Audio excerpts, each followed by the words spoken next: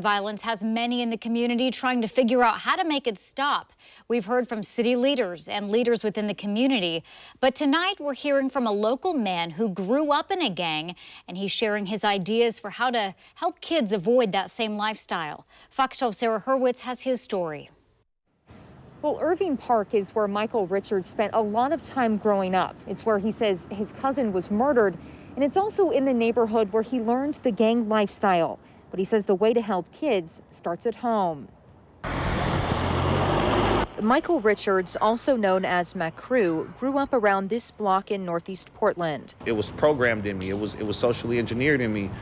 Just watching movies and watching stuff like Colors and listening to certain music, you know, was putting it in my face that this is powerful black men. By 6th grade, Macroo says he got involved in the gang lifestyle. And it was just a thing. It seemed like we all sold drugs. It seemed like everybody sold drugs. He says he was arrested as a youth. Like I said, when you got a record, you don't get the action at the cool jobs and the move up in the job. You don't even learn none of that. You like, okay, I'm almost now to the point of desperate, especially when you turn 18, 19, you become hopeless. Now standing in the park where he spent a lot of time in those younger years, he says he's not involved in criminal activity anymore, but is still gang affiliated.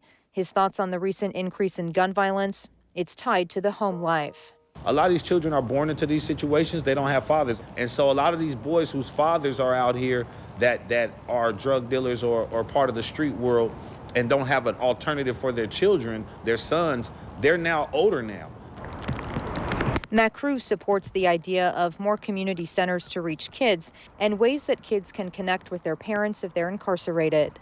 If people are sincere about helping these kids and helping them get to where they're going to get, I would definitely say the best way to do it is, if you do open a community center, make sure that you include people from the streets. I would say, yeah, build something where these fathers can be fathers even from prison.